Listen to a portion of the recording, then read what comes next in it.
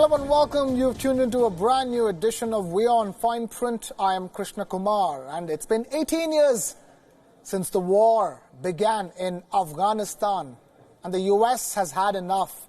U.S. President Donald Trump wants to reduce the number of troops in Afghanistan before the presidential elections next year. For the next presidential election in the United States, would you expect we reduce our troops in Afghanistan? That's my directive from the President of the United States. He's been unambiguous. End the endless wars. Draw down, reduce. It won't just be us. Those of you who have served know that resolute support has countries from all across Europe and around the world.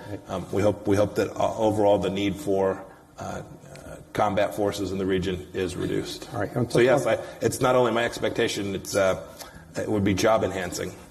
This is not the first time that Trump has expressed frustration over the hundreds of billions of dollars being spent in Afghanistan every year. The country is facing attacks by the Taliban on a daily basis, even as they continue to negotiate a peaceful resolution. The latest flare-up is due to the attack on Sunday that targeted Afghanistan president's running mate and former intelligence chief, who has survived the attack, but 20 innocent civilians were killed.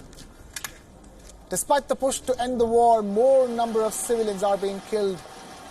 And the security situation in Afghanistan is so dire that in the first half of 2019, more Afghans were killed by the national and NATO forces than by the Taliban. The findings have been published in a report by the United Nations. The report says 403 civilians were killed by Afghan forces in the first 6 months of this year, and a further 314 by international forces. A total of 717. In the same period, 531 people were killed by the Taliban, an Islamic State affiliate, and other terrorists.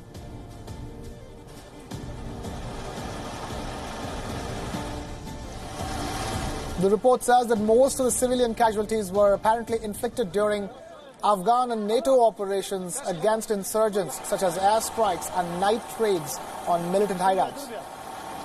Insurgents often hide among civilians. Not just that. The United Nations report also says Al-Qaeda remains resilient and continues to cooperate closely with Pakistan-based terror outfits like Lashkar-e-Taiba and the Haqqani network. The US formally ended its combat mission in Afghanistan in 2014, but still provides extensive air and other support to local forces. The US is trying to negotiate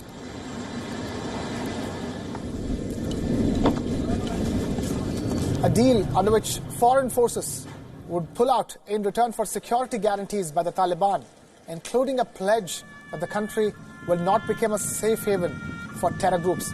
The Taliban controls or contests half of Afghanistan, more than at any time since being overthrown by US-led Afghan forces in late 2001. But they have rejected calls for a ceasefire until all foreign forces leave Afghanistan.